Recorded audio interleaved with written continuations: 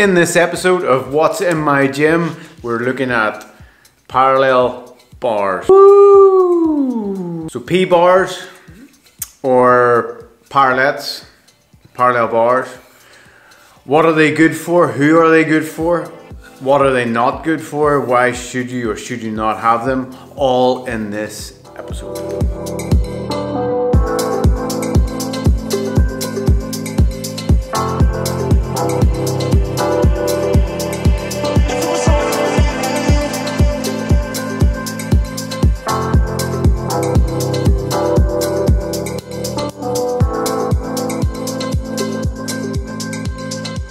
So I have three main sets of parallel bars. I actually have four sets, but one set is a duplicate of another set. So three main sets of parallel bars.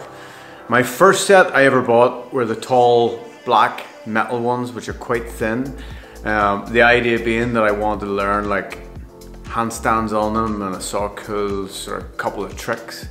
So that was my first calisthenic kit related purchase.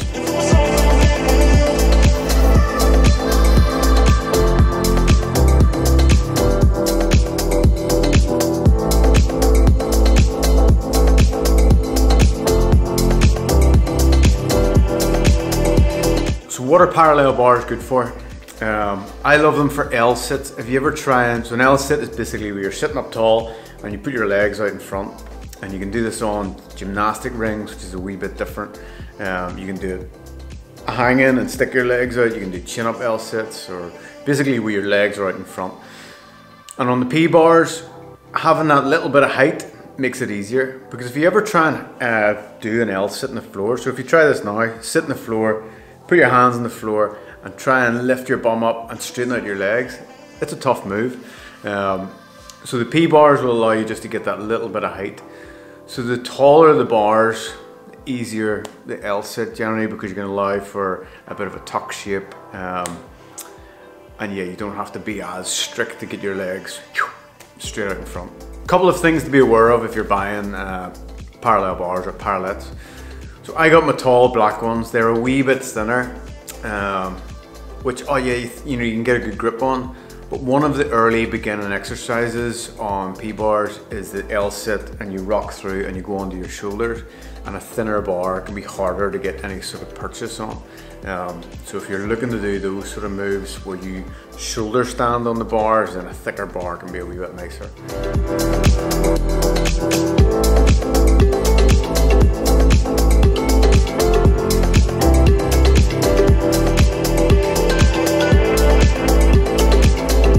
Doing handstands on the taller bars, it doesn't look that high, but like those black bars go up to about my knee, round about.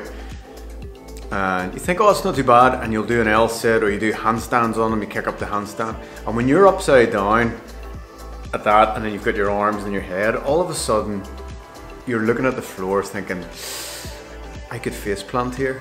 Now, I've practiced a lot of handstands, so anytime I go to fall, I'll just spin out to the side and land. But yeah, you don't want to be put off your sort of handstand calisthenic journey by a face planting and losing a couple of teeth.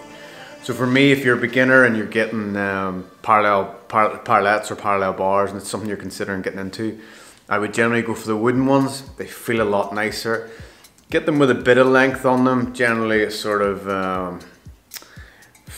at least the length of your forearm or bigger, just to give you that good base, because I've had small ones slip and I've been lucky enough to sort of recover them.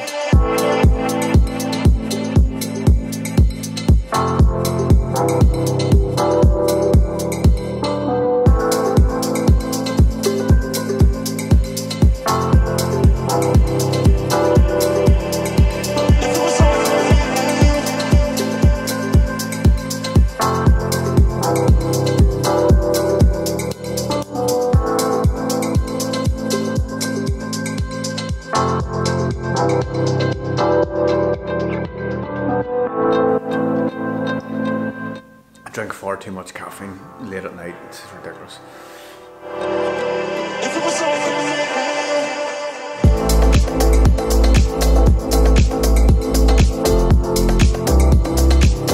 P-bars are also good for some of the crow variations. You've got like elbow levers and cranes, and some of the yoga sort of moves are quite good in the P-bars.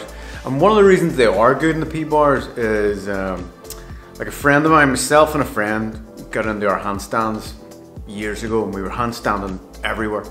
But he had come from high level rugby and played for Ulster and Ireland and all this sort of stuff.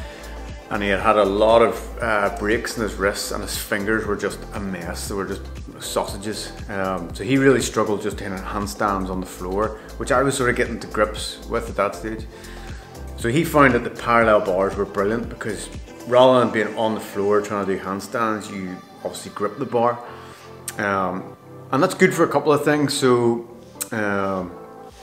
when you're learning handstands, sometimes, regardless of how sketchy the handstand is, it's just nice to get up there and have a bit of air time and then polish it. So the P-bars allow you to do that, just basically get up in the air. From a personal training point of view as well, I get a lot of clients. You'd be surprised how many people have actually got broken wrists or bad fingers. And having something like the P-bar for even just like say your simple press up is lovely, because it takes the wrists out of it at the start and gives them the opportunity to try the press up while you work on that sort of wrist and hand mobility. So I hope this helps give a bit of a snapshot into the world of calisthenics, in this case the P-bars. And yeah, don't forget to like, subscribe and do all that sort of stuff. Not too sure what I'll do in the next episode, it's a surprise. But yeah, I didn't realize how much fun P-bars were until I brought them back out and started playing with them today. So yeah, I think they're going back into my own training. So yeah, looking forward to that.